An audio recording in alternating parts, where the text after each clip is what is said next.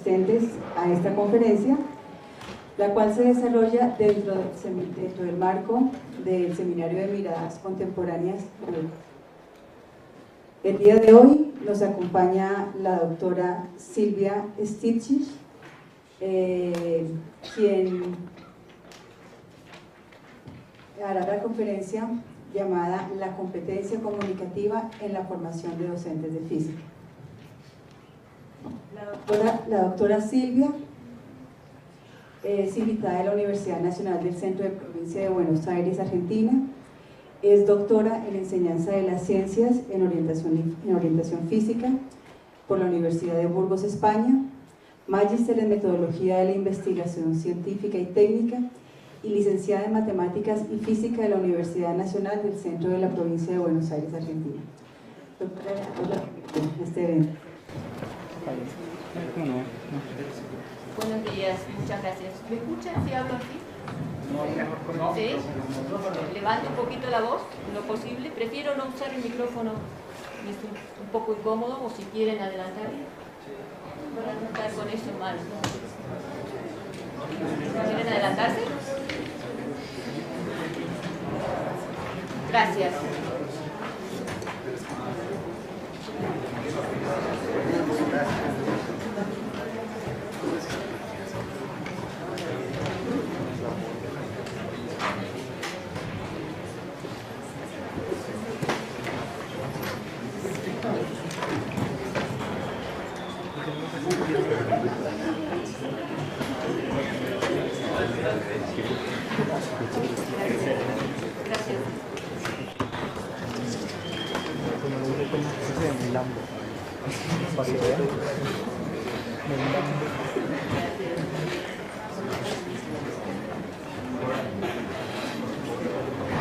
Muchas gracias. Quiero comenzar por agradecer la invitación a venir a participar de este evento y también de otro que hace el motivo de mi viaje, que fue hacer la sustentación de una tesis doctoral de la Universidad Distrital. Así que muy agradecida para las autoridades y para el resto de las personas que forman parte del doctorado y que están en toda la logística y que hacen posible que, aunque vivimos lejos, podamos venir con todas las condiciones que imponemos de tiempos y necesidades para volver a nuestros trabajos lo antes posible. Hablaba recién aquí con unos colegas que tuve el gusto de conocer en mi país y decía que solamente vengo por 3 días, así que eso complica bastante también al doctorado y en ese sentido uno está más que agradecido por todos los esfuerzos que hacen. Bueno, yo voy a comenzar por contarles un poquito qué es lo que hago, como para encuadrar a qué me dedico, con miras a lo que voy a discutir después. Yo soy profesora de base, como leía en mi presentación, y trabajo en la formación de profesores de física, trabajo en el departamento de formación docente de la Facultad de Ciencias Exactas. Teníamos problemas ahí para ingresar. Yo quería mostrar, es algo menor, así que no es problema que no lo podamos ver.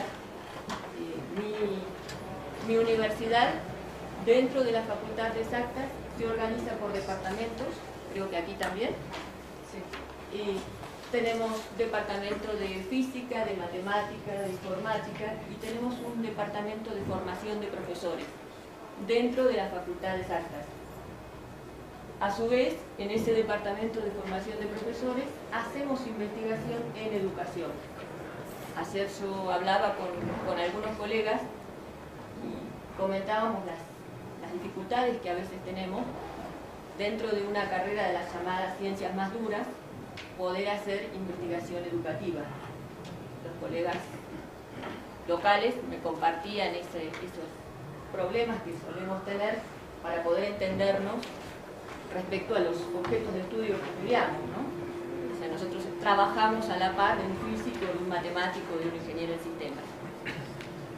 Y como decía, entonces los docentes de ese departamento hemos venido formándonos en el posgrado en distintas especialidades, en historia y epistemología de la ciencia, metodología de la investigación, hemos podido hacer nuestros doctorados en enseñanza y ahora, hoy día, creemos, con mejores elementos para formar a nuestros futuros docentes y con la posibilidad de hacer investigación educativa.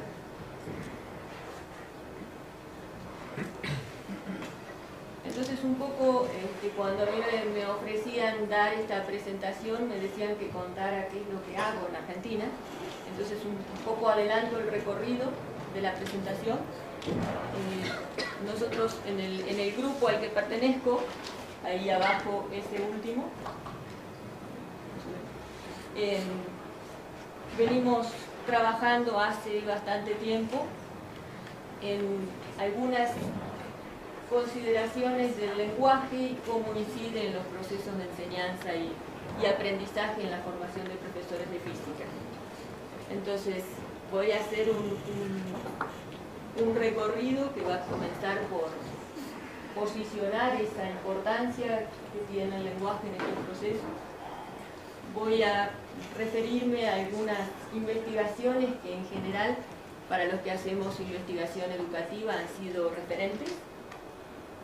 Voy a dar ejemplos de algunas investigaciones en las que yo he participado, o bien porque han sido las mías, o bien porque las he orientado.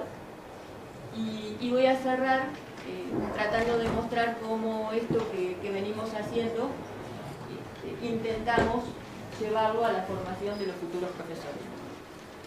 Ese va a ser un poco el recorrido. Entonces, comenzando por la relevancia del lenguaje, decir que ese lenguaje es la forma privilegiada por medio de la cual las personas podemos interactuar con el resto del mundo, podemos conocer. Como práctica discursiva nos permite el intercambio, nos permite la negociación, nos permite reconstruir nuestra visión del mundo a partir de lo que hablamos con los demás. Justamente ese proceso de habla es algo que aparece casi naturalmente en nosotros, ¿no? Aprendemos a hablar, a diferencia del lenguaje escrito, solo por participar en ciertos espacios de la vida social, ¿no? Desde muy chicos nosotros vamos participando en instancias en las que tenemos indicios de cómo debemos comunicarnos con los demás, ¿no? Desde muy pequeños aprendemos a pedir disculpas, un poco más grandes a pedir un descuento, una rebaja cuando vamos a comprar algo. O sea, vamos teniendo indicadores en el modo de participar en la vida de cómo debemos actuar, cosa que no nos pasa con la lengua escrita. Sin embargo, hay autores que van a decir, bueno, no todas las formas de habla son tan naturales. Así como algunos van a sostener que aprender a hablar es jugar en la vida, jugar los juegos de la vida, otros autores van a decir, bueno, hay formas que son particulares y una de esas es poder hablar el lenguaje de la ciencia. Para poder hablar ese lenguaje de la ciencia hace falta aprender algunos términos específicos que suelen traernos bastantes dolores de cabeza porque son específicos de la ciencia, pero son términos que muchas veces también usamos en el lenguaje cotidiano. Y también hace falta aprender acerca de algunas estructuras particulares que tiene el lenguaje de la ciencia.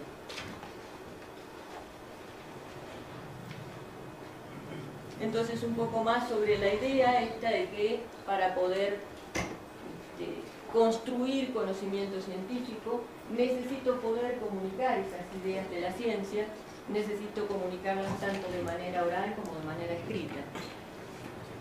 Al menos en mi país, no sé si aquí pasa lo mismo, tal vez Pablo sabe, todos los programas de estudio de todos los niveles educativos recomiendan formarse en competencias para expresarse, tanto de manera oral como de manera escrita, como una condición para construir conocimiento científico o como fundamental para la educación científica. ¿Pasa lo mismo aquí?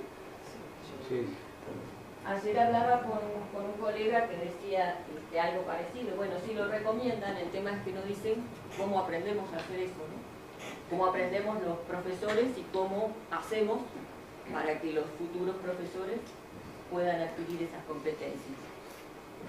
Aparece ahí entonces la idea de competencia comunicativa, que originalmente fue entendida como lo que una persona tiene que saber para poder comunicarse de manera eficaz en un determinado espacio, ¿no? Lo que puede hacer al hablar, algo así como, bueno, yo puedo tener determinados conceptos, pero cómo me comunico eficazmente en un ámbito particular, cómo me desenvuelvo. Con el tiempo esa idea fue evolucionando y fue tomando más elementos de contexto. O sea, fue pasando a entenderse la competencia comunicativa como los componentes que uno tiene que conocer del contexto en el que se va a mover para poder sostener una conversación. Un poco esto de yo puedo hablar de determinada manera en un lugar, pero no de la misma manera en otro, ¿no? La manera en la que nos expresamos en las aulas no es la manera en la que nos expresamos en nuestra casa. Aprender esas convenciones lingüísticas que me permiten a mí sostener una conversación en un determinado espacio. Un poco pasó a esa idea la noción de competencia comunicativa. Algo así como que lo gramatical es común a todas las formas de habla, pero hay cuestiones contextuales que la hacen diferente dependiendo del lugar donde yo vaya a querer comunicar. Eso está muy pequeño, pido disculpas, pero bueno, puedo dejarlas a transparencia si ustedes quisieran. Veo que algunos anotan, si quieren yo puedo dejarlas. Esto es un documento que está tomado de los estándares de actuación que circulan en mi país para la formación universitaria. Originalmente este documento fue elaborado por el CONFEDI, esto que aparece acá abajo. El CONFEDI es el Consejo Federal de Decanos de Ingeniería. Las carreras de ingeniería fueron las primeras que empezaron a pensar en la formación de los profesionales en términos de competencias. Hoy día, al menos en mi país, otras carreras toman esto de referencia para ver en qué competencias deciden formar a sus futuros egresados. En general, cuando se atiende a la competencia comunicacional, aparecen dos ejes marcados, que son estas dos filas que están ahí, que tienen que ver con la posibilidad de comprender y de producir textos, o comprender y producir comunicación con un interlocutor, con un par o con un superior. En eso que no se ve ahí, que tiene letra pequeña, aparece destacado los distintos tipos de lenguaje que uno usa en clases de ciencias: lenguaje gráfico, lenguaje algebraico, obviamente el oral y el escrito básico. Aparece también el empleo de nuevas tecnologías y el lenguaje que estas nuevas tecnologías acarrean con ellas en su inserción en el aula. Aparecen también recomendaciones respecto a las diferentes estructuras con las que uno habla en una clase, estructuras descriptivas, argumentativas, explicativas, o sea, todas cuestiones sobre las que debiéramos pensar al formar un profesional, pero que difícilmente uno lo encuentra detallado en los planes de estudio o en los programas de los contenidos en las materias de estudio. Al menos eso nos pasa a nosotros, ¿no? No es algo que venga detallado en cuanto a que se da clases sobre cómo hacer esto. Un poquito ahí de esta cuestión de hablar en clase y qué del habla en clase me permite comprender el proceso de enseñanza y aprendizaje. Los primeros intentos de tratar de hablar de procesos de enseñanza y aprendizaje a partir de lo que se hablaba en las clases o lo que se escribía, son más o menos de los años 60. Con énfasis en distintas disciplinas que aparecen ahí. ¿Qué quiere decir esto? En realidad, algunos autores o representantes de esas disciplinas usaban el discurso en las clases como un modo de comprender parte de los procesos de enseñanza y aprendizaje. El hecho de que aparezcan esas disciplinas muestra lo complejo que es pensar en el discurso para la enseñanza de la ciencia. Muestra la complejidad que tiene el hecho de tener que tomar tal vez elementos de algunas de ellas, cuando en general no estamos preparados para movernos en todas. En mi país, al menos, el tema de pensar en lo que se habla en una clase de ciencia era algo que no se trabajaba y que yo podría decir que cobró así como relevancia recién a partir del año 2000. O sea que es algo bastante nuevo. Cuando digo cobró relevancia es porque en las presentaciones a un congreso o a un determinado evento, entre los ejes de interés o entre los ejes a los que uno podía mandar un trabajo, empieza a aparecer discurso en la clase o habla en el aula. Eso recién pasó, al menos en Argentina, en el año 2000. No quiere decir que antes no se hicieran estudios sobre el discurso, pero se enfocaban en otras líneas, tal vez en la formación de profesores, pero no con foco en lo que hablaban, sino como en la formación de profesores en general. A medida que entonces fue ganando como un lugar en distintos eventos, empezaron a aparecer preguntas de investigación cada vez más orientadas al tema del discurso, del lenguaje. Algunas de esas preguntas son las que yo escribí ahí para ustedes. Por ejemplo, ¿qué es lo que hace diferente hablar la lengua cotidiana de hablar la lengua científica? ¿Cómo podemos hacer los profesores para que los estudiantes adquieran ese lenguaje? Y es como mostraba antes que es diferente. ¿Qué tipo de discurso conviene que los docentes desarrollemos en clase para ayudar a los alumnos a construir esta forma de hablar ciencia? ¿Cómo ayudarlos, dice ahí, a comprender un enunciado y un problema, algo que es habitual como preocupación de los docentes? Los alumnos no comprenden lo que tienen que resolver. Bueno, ¿cómo ayudarlos a eso? Evidentemente eso tiene que ver con el lenguaje. ¿Cómo ayudar a que produzcan textos que tengan sentido científico? ¿No? Muchas veces cuando se hacen informes de laboratorio, nos devuelven los informes de laboratorio. Veo aquí muchos estudiantes, tal vez, no sé si hacen laboratorio, y nos dicen, esto no está claro, tiene que expresarlo mejor, tiene que decirlo de otra manera. ¿No? ¿Cómo darle un sentido a eso que nosotros acabamos de realizar en el laboratorio y que el sentido no sea transcribir lo que dice el libro, porque yo sé que fui al laboratorio a hacer tal experiencia? La última dice, si el lenguaje de alguna manera es una manifestación de lo que pensamos, ¿cómo ayudar a los alumnos a que adquieran pautas de pensamiento como el que esperamos que tengan en las carreras de ciencia? ¿No? O sea, que uno dice muchas veces, no quiero ayudarles a pensar en términos científicos. Bueno, ¿cómo hacer con eso a través de las palabras? Que es el modo natural en el que nos comunicamos en las clases. Yo voy a pasar ahí algunas referencias que les decía que son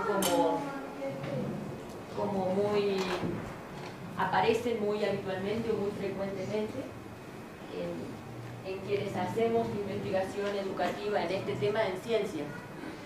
Están organizadas en tres categorías que no son para nada ni categorías exhaustivas ni excluyentes, simplemente algo así como una evolución de cómo fueron apareciendo en el campo de la enseñanza de la ciencia. Un poco el recorrido ese. Incluso algunos artículos podrían estar en más de una categoría. Pero entre los primeros temas aparecían cuestiones vinculadas con la estructura de lo que se habla. ¿Qué quiero decir con la estructura de lo que se habla? Por ejemplo, trabajos donde identificaban distintos momentos en la clase. Un momento de evaluación, un momento de negociación con los alumnos, un momento de transacción. Otras estructuras que tenían que ver con quienes participaban en el diálogo en clase, ¿no? Ahí aparecen los conocidos trabajos sobre el patrón IRF, no sé si han escuchado: iniciación, respuesta y feedback. Eso es algo bastante regular en una clase. El docente comienza iniciando la clase, recibe una respuesta del alumno y el docente vuelve a intervenir. Esos primeros trabajos, que en el campo de la educación en ciencia empezamos a tomar cuando queríamos estudiar el discurso, muchas veces ni siquiera estaban pensados para estudiar procesos de aprendizaje.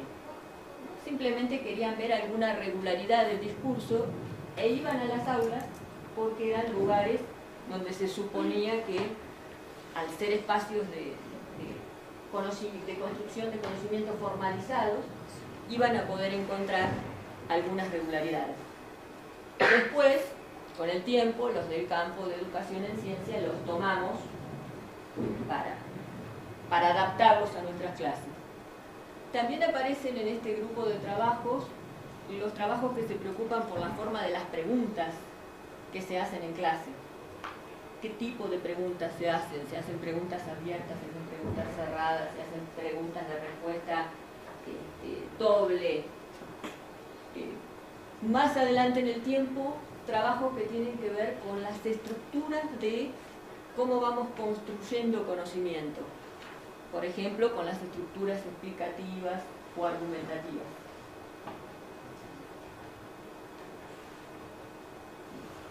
Un segundo grupo de trabajos son los que tienen que ver con el contenido del discurso. O sea, no solo pensar en la forma en la que se comunica, sino también qué es lo que se dice en esa forma, ¿no? Y ahí empiezan a aparecer trabajos que se preocupan por cómo se interpreta en clase, cómo se construye conocimiento en el intercambio con el otro. Ahí hay también unos cuantos referentes y coloco solo como los que más frecuentemente aparecen. Un tercer grupo que nosotros catalogamos como muy ligados a la preocupación del contexto del aula.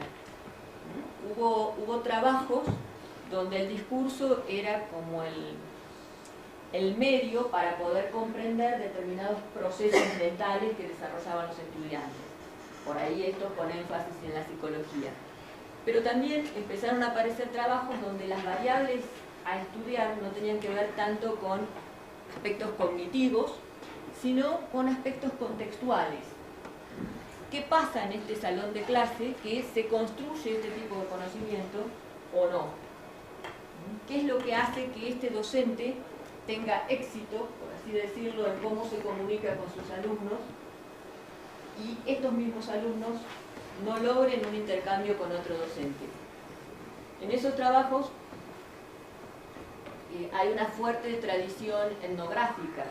La etnografía es una rama que tomamos en educación, que viene de la antropología, y los educadores comprendimos que para poder entender ciertas cosas de lo que pasa en el aula, hace falta participar de esa cultura del aula durante mucho tiempo.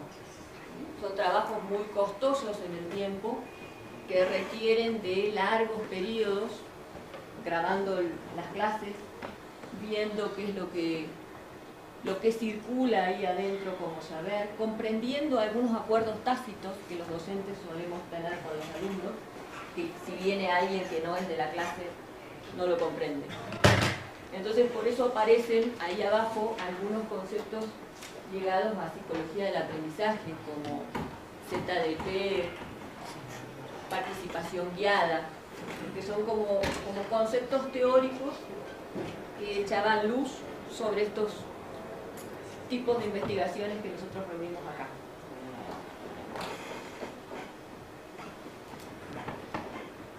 Este es algunas recomendaciones que aparecen en ese texto que está ahí al pie. Es un texto relativamente nuevo que recoge diferentes aspectos que los profesores debiéramos tener en cuenta a la hora de dar clase de ciencia, y todos aspectos obviamente vinculados con algunas dificultades que puede traernos el lenguaje. Entonces yo voy a repasar brevemente algunas de estas que probablemente ustedes ya conocen o han escuchado. La primera dice coincidencia de ciertos términos con el lenguaje cotidiano, un poco lo que hablaba hoy al comienzo. Por ejemplo, en clases de física usamos la palabra fuerza, potencia, energía, trabajo.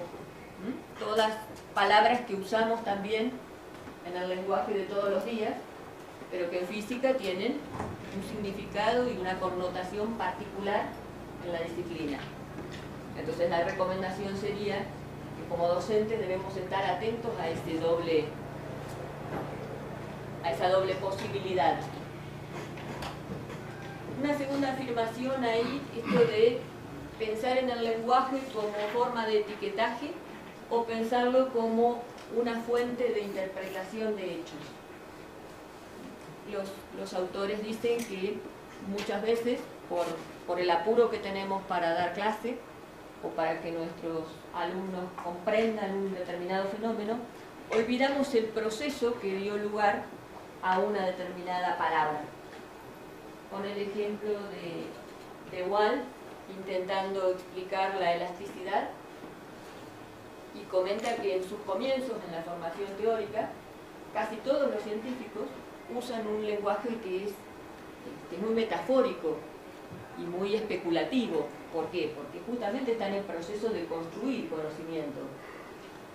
Y la referencia que hacía Wald a lo que hoy llamamos elasticidad era que debíamos pensar en la compresión, en el aumento de presión, en el aire como constituido por pelotas, y las pelotas eran algo así como resortes que intentaban expandirse, resortes concentrados que intentaban expandirse. Entonces, claro que una cosa bien diferente es que yo llegue a la noción de elasticidad contando el proceso, y otra es que simplemente diga esto es la elasticidad y coloque tal vez una fórmula. Otro aspecto que destacan como a tener en cuenta del lenguaje es esto de que es polisémico, que una misma palabra puede estar significando varias cosas. Lo mismo pasa con la cuestión de los sinónimos. En el caso de los sinónimos en ciencia solemos a veces cometer algunos errores que después nos cuesta subsanar. Nosotros usamos, por ejemplo, alegremente, decimos en Argentina, voltaje, diferencia de potencial, fuerza electromotriz, parecería que todo es igual, y en realidad cuando uno estudia la física más en detalle, eso no es así, ¿no? Entonces acarrean esas dificultades. En el caso de la polisemia no di ejemplos, pero bueno, es habitual, por ejemplo, la palabra sistema. Nosotros la usamos en ciencia con un calificativo que va cambiando, pero difícilmente en clase aclaramos eso, ¿no? Es el sistema de referencia, el sistema de unidades, el sistema de coordenadas. Esto trae complicaciones a la hora de construir la idea de sistema o el sistema de estudio. Los términos que han evolucionado a lo largo de la historia, el caso típico de la noción de calor, ¿no? El calor como un fluido o el calor como la concepción que tenemos hoy de la transferencia de energía cinética entre las partículas de un sistema. Los diferentes niveles de formulación que un concepto tiene a lo largo de toda la formación curricular que tenemos. Por ejemplo, cuando nosotros hablamos de la energía, en principio no decimos que en los años subsiguientes vamos a estudiar energía que está cuantizada. Empezamos hablando de la energía y no se dice qué tipo de variable es, ¿no? La energía es algo que en algún momento se construye una idea el estudiante y de pronto cuando avanza en la carrera pasa a ser algo que tiene un quiebre. Y bueno, también llaman la atención en esto de mantener algunos términos que son equívocos, ¿no? Como la idea de capacidad calorífica, por ejemplo. Entonces un poco este recorrido como para mostrar que hay muchas cosas que a través del lenguaje nosotros podríamos estudiar para comprender algunas de las cuestiones que pasan en situaciones de aula. Algunas cuestiones vinculadas con cómo enseñamos o cómo se aprende. En mi caso, como trabajo en la formación de profesores, si bien algunas investigaciones recogen lo que pasa en clase en términos de los alumnos, siempre el interés último de nosotros es derivar consideraciones para que los profesores puedan tener mejores elementos cuando van a sus clases. Entonces yo voy a comentar así muy brevemente 4 ejemplos de investigaciones donde el lenguaje oral o escrito ha tenido que ver con esas investigaciones, para mostrarles después un poco en qué estamos hoy en mi grupo en la formación de docentes en este tema en particular. El primer ejemplo tiene que ver con un trabajo de tesis donde nosotros buscábamos eso que dice ahí, el objetivo, analizar el discurso del docente y ver qué espacio se le asignaba a los contenidos y a los procedimientos para comprender, dice, las organizaciones conceptuales en una clase de tecnología. En un momento en mi país,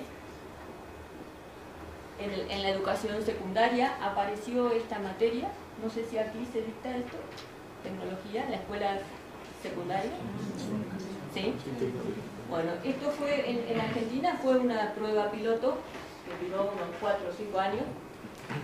Y eran clases con 2 docentes, donde uno era el docente de física, un poco el que de alguna manera estaba a cargo de la teoría, y un segundo docente, que era de lo más variado, en el caso del trabajo que yo muestro aquí, era una arquitecta, o sea que no era profesora, que intentaba colaborar en que plasmaran construcción de algunos dispositivos que hicieran uso de esa teoría que daba el docente de física. No sé si aquí es igual la tecnología. No, es otra cosa. Bueno, esto fue una prueba piloto que no dio ningún, o sea, sí dio un resultado que no era bueno,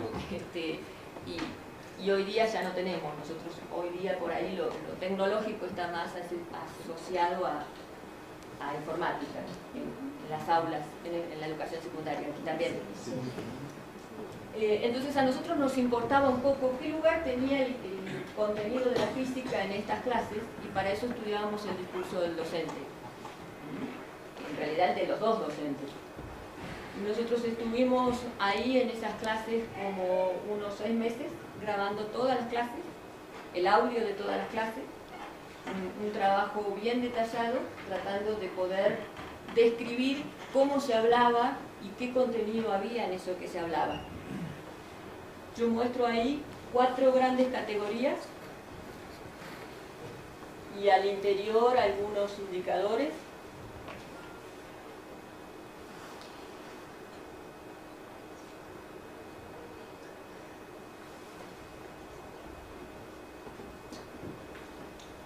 En realidad nosotros de esos que están punteados tuvimos 27, o sea hay bastantes más al interior de esas 4.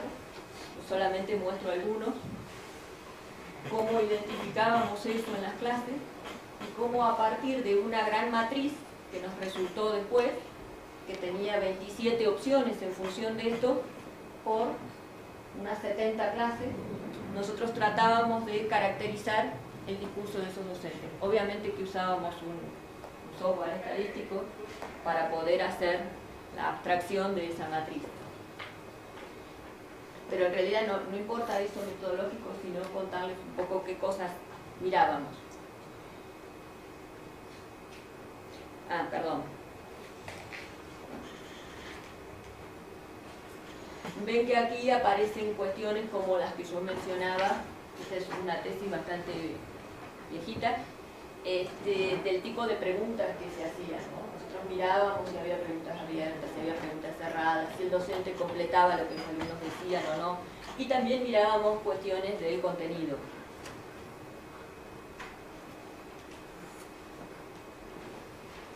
Ahí hay un segundo ejemplo. Esa es una tesis de doctorado en la que yo colaboré. La autora es una tesis que ya está defendida. La autora es una compatriota de ustedes. Ella es de la Universidad de Antioquia, de Medellín. Ella era docente de futuros profesores de licenciatura en educación básica, y como docente estaba formando futuros profesores, estaba preocupada por generar en ellos el espíritu crítico y una cierta flexibilidad en la forma de razonar la ciencia. Entonces su preocupación iba un poco por darles mejores elementos a esos futuros docentes.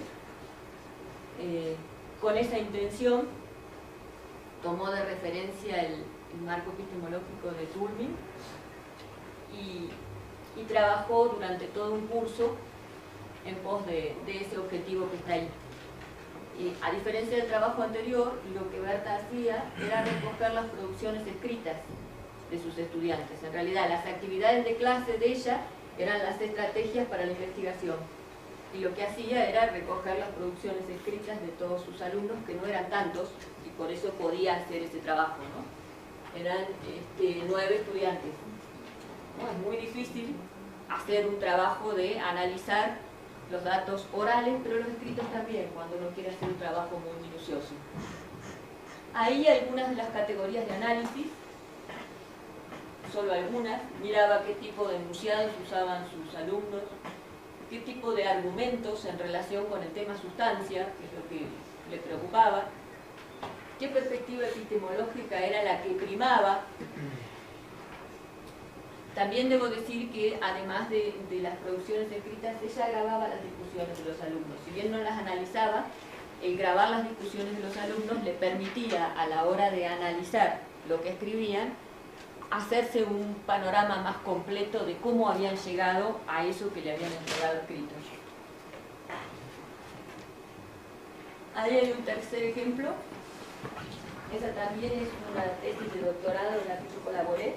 Es una tesis que ya está defendida.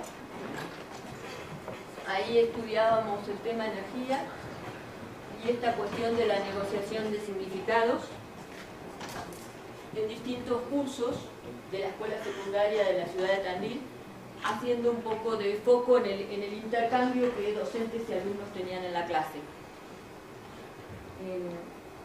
Alejandra grababa todas las clases del tema energía en cada una de esas escuelas. Y claro que eso era diferente dependiendo de cómo se abordaba el tema. Las escuelas eran bien distintas.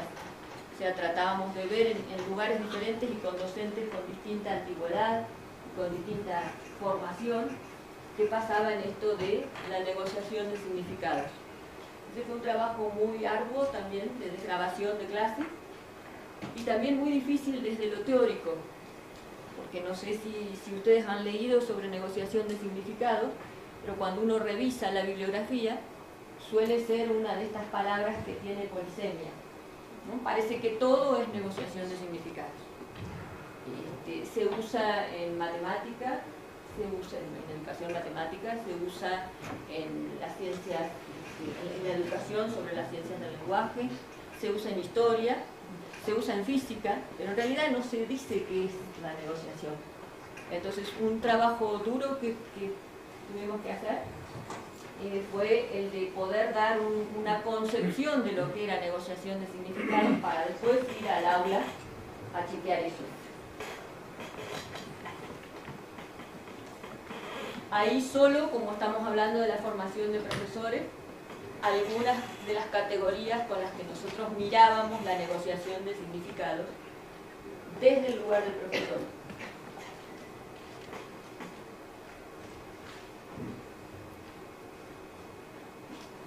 Y un último trabajo, este está en realización. Ay, perdón, querías escribir. Este está en realización. Este es un trabajo donde el autor es el profesor de prácticas, parecido a la presentación de Pablo. Es profesor de prácticas de futuros profesores de química, y él sigue a sus alumnos en todas las prácticas durante 2 años. Entonces está tratando de ver en 2 estudiantes con los cuales después de sus primeras prácticas tienen intercambios respecto de cómo piensan que habló o no en su clase, qué fue lo que dijo. Guillermo graba las clases y se las hace escuchar a sus alumnos, intentan llegar a acuerdos y la idea es ver qué pasa por el segundo año. La preocupación está en ver esas diferentes formas de conocimiento, ¿no? En química suele aparecer esta complicación de cómo paso del nivel macro al nivel micro, qué cosas digo, qué cosas de las que se ven después en el nivel micro se representan con ciertas palabras que son complejas a la hora de que los alumnos comprendan el proceso. Ahí no tenemos categorías todavía, porque es algo, en realidad Guillermo no me da permiso para que las escriba, porque están en realización y como todavía revisándose, pero sí que las hay, los datos ya están todos tomados. También un trabajo sobre habla, también un trabajo muy duro de desgravar cada una de esas clases. Entonces un poco esos trabajos que yo muestro en los que venimos participando tienen en común que son estudios en situaciones de aula, ¿no? No sé aquí, pero en Argentina es bastante criticado que cuando uno hace investigación educativa tiene mucho para decir de lo que se debería hacer, pero en realidad no pasa al aula a embarrarse, decimos, no entra al aula a sentarse con el docente y a ver qué pasa. Como somos docentes de base y también de espíritu, intentamos ir a las clases y acompañar a los profesores, muchos que han sido nuestros alumnos. Entonces son estudios donde esas categorías que ustedes veían ahí, si bien están resignificadas de teorías previas, surgen de las situaciones de clase en las que hemos participado. También comparten que todas estudian objetos que son complejos, ¿no? Cuando yo digo objetos de estudio complejos, estudiar una situación de clase es compleja en el sentido de todas las variables que uno tiene para manejar y que obviamente no las va a manejar. Va a hacer poco en algunas y va a reconocer que hay otras que aíslan. Son todos estudios que usan elementos de la etnografía y que están enmarcados en posturas socioconstructivistas. Comparten estos estudios un poco esta cita, la de entender a la educación como un proceso de comunicación consistente en el desarrollo de contextos mentales, términos de referencia y formas de habla compartidos, a través de los cuales el discurso educacional adquiere significado y sentido para los participantes y llega a convertirse en una representación del mundo y un discurso propio. Nosotros subrayamos ahí lo de compartidos, porque pensamos que la posibilidad de pensar a la educación como el intercambio con el otro nos da a cada uno de nosotros, por tener un otro, esta posibilidad de regular nuestro pensamiento, resignificar lo que queremos decir. Y si ese otro lo vemos como un docente-alumno, podemos pensar en las situaciones de comunicación como situaciones de andamiaje del docente, ¿no? El docente acompaña a los estudiantes en la construcción del conocimiento, ayuda a identificar esos términos específicos, pero en algún momento se corren. Por eso la idea de andamio, ¿no? En algún momento se sale de ese sostén. Un poco en qué estamos. Nosotros creemos que el habla del docente es un andamiaje, que lo que el docente dice en clase es muy fuerte y es igual de relevante en cualquiera de esos dos rubros que están ahí. Tan importante lo que dice para construir conocimiento como lo que dice para mantener las relaciones que se dan en el aula. es una preocupación fuerte la de cómo sostener un buen clima del aula a partir de lo que se dice o lo que se calla, ¿no? Siempre estamos hablando de lo que se dice, pero en realidad también lo que se calla denota determinadas cuestiones. Hoy decíamos muchas veces, por no clarificar lo que es la fuerza en términos de física, callamos, dejamos que los alumnos construyan con el significado de fuerza que traen de todos los días.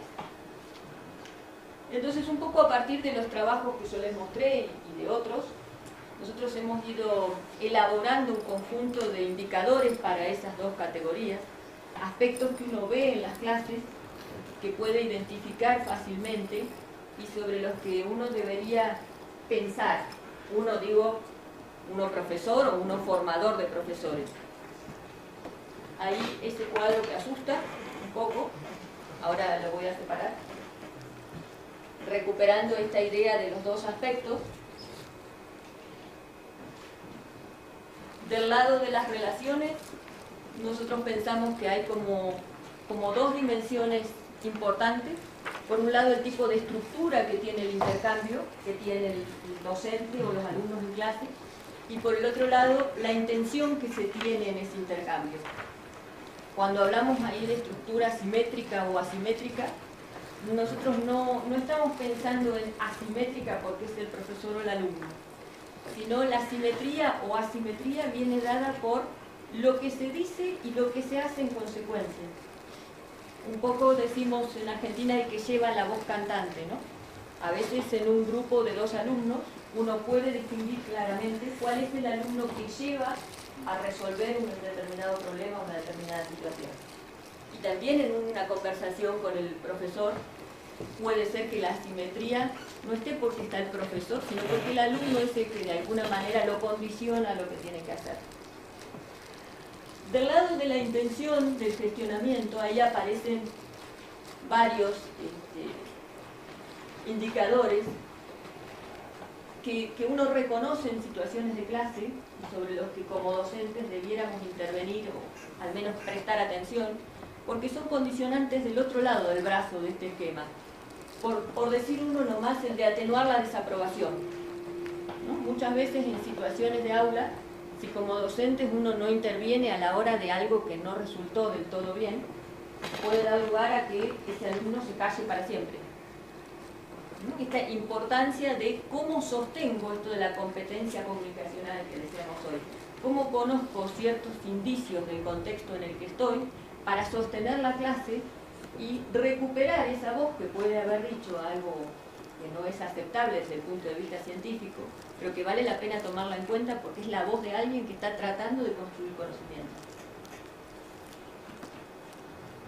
Bueno, ahí aparecen otros como mostrar flexibilidad, capacidad de reflexión, ¿no? Esto de que el docente pueda decir a veces, bueno, sí, me equivoqué, o recapitulemos. Y si miramos un poquito del otro lado, en ese andamiaje también ahí ponemos dos ejes, el de la función y el de la producción. En ese habla del docente, la función puede ser para explicar, para argumentar, para explicitar ideas, y el propósito último puede tener que ver con definir, con construir nuevos conocimientos, con identificar errores. Como bien complejo esto de poder pensar en el habla del docente y en lo que uno debiera reflexionar. Entonces, ¿en qué estamos nosotros un poco? Nosotros, digo, mi grupo de investigación. Se dice bastante sobre esto de trabajar con los futuros profesores en la práctica reflexiva, ¿no? Esto de que hace falta reflexionar para poder después actuar.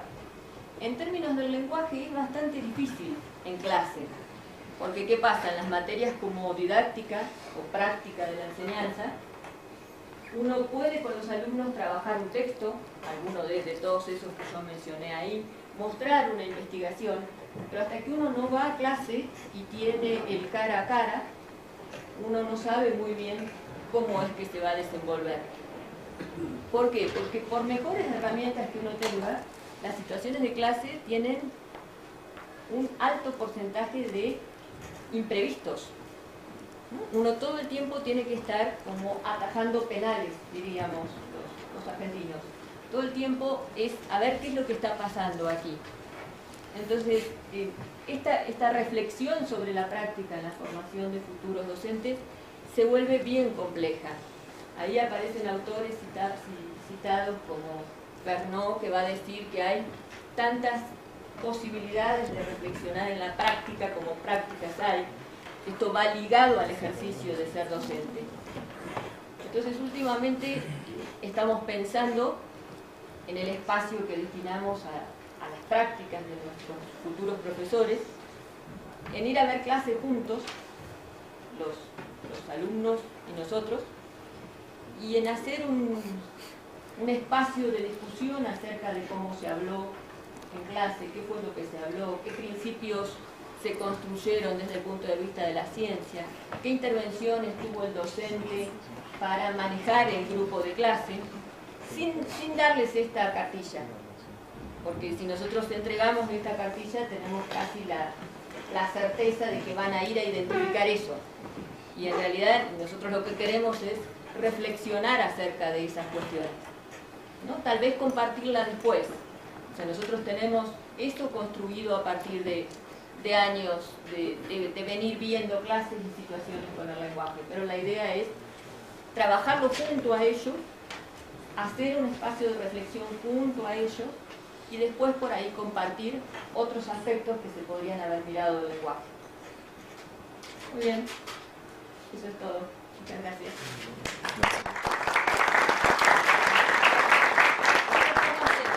Es una foto del campus de mi universidad, que aquí los chicos conocen. Han estado ahí. Esas son nuestras sierras. Ayer me preguntaban qué significa sierra. Muy bajo, muy bajo. 300 metros, 200 metros, no más.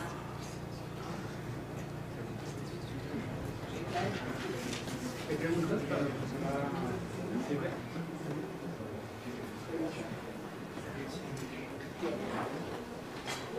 Bueno, en primer lugar, pues, felicitarles por el trabajo. Realmente el estudio del lenguaje como uno de los ejes de interacción en el aula pues, es fundamental. Y en la formación de profesores de física realmente es una falencia que todavía hay, yo diría generalizada, ¿no? Ese estudio de todos los aspectos que están involucrados en la acción comunicativa dentro del aula. Yo quisiera preguntar, con relación a todos esos resultados que ya ha mostrado, ¿ya lo han implementado en su universidad para la formación de profesores dentro del plan de estudios o dentro de las acciones propias de una cierta materia, una cierta disciplina? Es decir, donde estos resultados ya se han aplicado en la formación de profesores y que no lo han hecho. Sí, bueno, yo en particular soy profesora de didáctica de física y de práctica. Por eso decía que un poco la investigación es siempre la excusa para poder incidir de última en la formación de los docentes. Entonces nuestros futuros estudiantes suelen ser carne de todas estas investigaciones, muchas veces se comparten con nosotros discusiones. El implementarlo en términos de resultados concretos es difícil, porque como son estudios en la práctica, lo que nosotros tratamos de hacer es que los conozcan, que se interioricen, y un poco ahora la implementación concreta que estamos haciendo es esta que comentaba al final, la de ir a ver alguna clase juntos, que no es sencillo, porque bueno, si trabajan en el tema sabes que no es fácil que siempre autoricen a entrar a observar clases, mucho menos si entra un profesor con algunos años como yo, que por ahí el que da clase también ha sido mi alumno y nos cuesta desprenderse del rol de que me va a venir a evaluar, pero bueno, de todos modos se consigue. Y entonces intentamos esto de ir juntos y con lo que ellos conocen acerca de prácticas de lenguaje y de cuidados que deberíamos tener, hacer después un espacio de reflexión de qué es lo que identificaron en la clase. sin perder de vista el contenido. Es una cosa que nos preocupa bastante, porque a veces se habla mucho de cómo se habló en clase, sin tomar en cuenta de qué contenido se habló. Entonces, sí les damos directivas claras respecto de identifique de qué principios se habló en la clase, qué conceptos fueron los más relevantes, cómo estableció las relaciones el docente, y lo mismo con las relaciones grupales. Cómo tuvo que intervenir para mantener el control del grupo, cómo hizo para incorporar a los que no participaban en la discusión en clase. Tenemos ese espacio de reflexión juntos y después solemos mostrarle algunas de estos indicadores. Sobre todo si ellos han identificado poco, ¿no? Por ahí mostrarles que podíamos ver otras cosas más. Porque nos parece que, digamos, el tránsito de ser alumno a ser profesor, más allá de pasar por la práctica, es un espacio que requiere de mucho acompañamiento y de quitar muchos miedos, ¿no? Muchas veces las clases tienen pocos intercambios porque el docente tiene miedo de intercambiar con sus alumnos. No porque no pueda hacerlo, sino tiene miedo de que la clase se le vaya de las manos. Esto de si yo voy a hablar con vos, los que estén por allá los pierdo, los que estén... Entonces, discutir en ese punto estamos de implementación, porque en general los programas de estudio lo que hacen es sugerir lecturas, que uno lo hace, pero lo que sabemos es un poco esto que decía al final. O sea, sugerir la lectura no alcanza, porque hay que ir y vivirlo ahí y ver cómo se puede ante un determinado imprevisto, porque en general uno no tiene controlado todo lo que le van a contestar, cómo se puede salir de eso. Gracias. ¿Alguien más? Sí. Sí,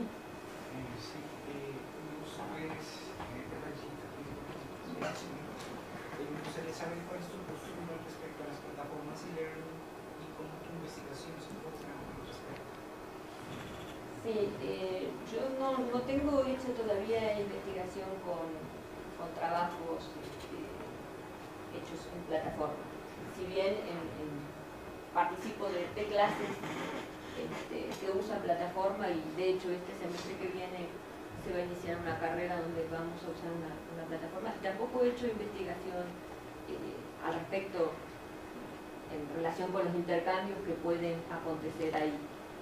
Tendría así como anticipaciones de que deben ser mucho más ricos en términos de lo que uno puede considerar para construir datos que las situaciones orales, cuando uno solo transcribe el discurso, ¿no? Digo, las situaciones orales tienen todo el componente de lo gestual, de las expresiones, de los tonos de voces, que después cuando uno transcribe eso lo descarta. Como en el learning de base eso está descartado, a mí me da, pero es totalmente intuición, me da la sensación que pueden ser más ricos en cuanto al gran intercambio por el auge que hay de usarlo casi como un framework. ¿Cómo crees que debe ser el comportamiento del maestro frente a la vida? En el learning. Y es bien complicado. No sé, al menos desde la experiencia que yo tengo, de unos 5 años, es complicado instalar diferenciar lo que es académico de lo que no lo es. Me parece que ese es lo más fuerte que tenemos que controlar los docentes. O sea, no quiero decir que no se pueda hablar de otras cosas, como uno hace en clase, pero suele mezclarse tanto con este formato que tenemos de usar la web para comunicarnos y contarnos la vida, que se desaparece por ahí tiene que estar las actividades muy bien diagramadas y aquel que va a ser el tutor o el guía muy bien entrenado en no correrse de esas actividades y tal vez tener un foro aparte para discutir otros aspectos. Al menos en lo poco que vengo trabajando en eso, veo. Gracias. Buenos días. Muchísimas gracias por la presentación, es muy interesante. Quisiera preguntarte si de los estudiantes que se han formado, que ya han terminado sus licenciaturas, si han tenido estudios, si eso genera impacto cuando ellos ahora son los profesores.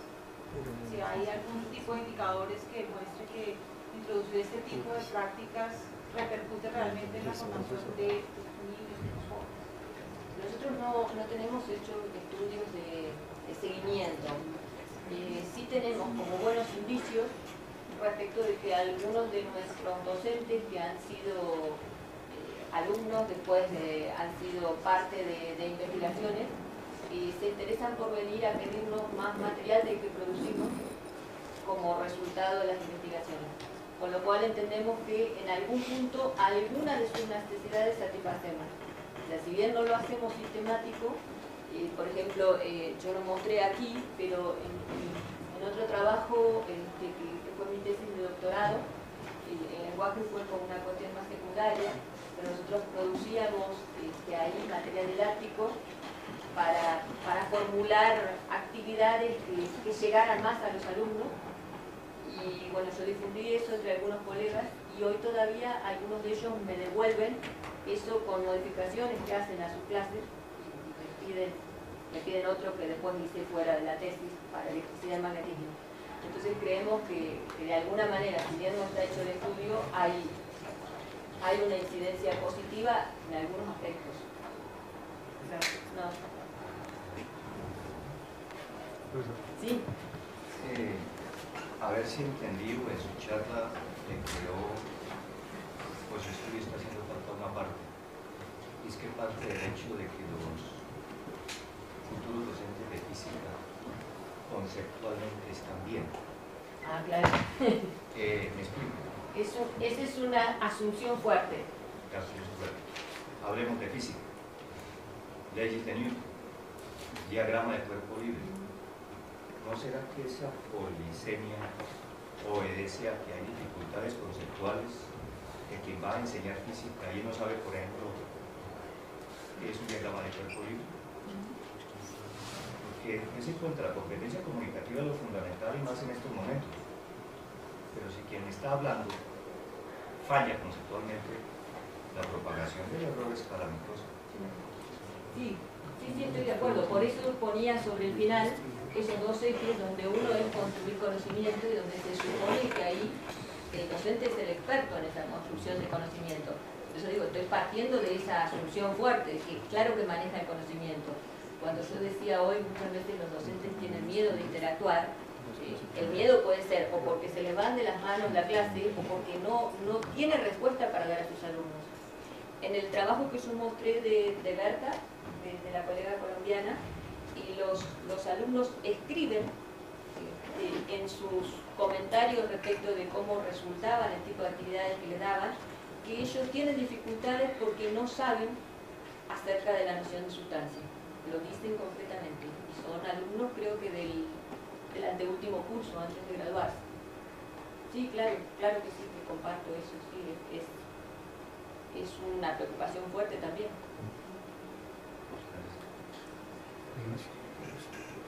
En el nombre del doctorado institucional en educación agradecemos la intervención de la doctora Silvia en la asistencia de ustedes a esta conferencia y los esperamos en otra oportunidad, señora. Muchas gracias.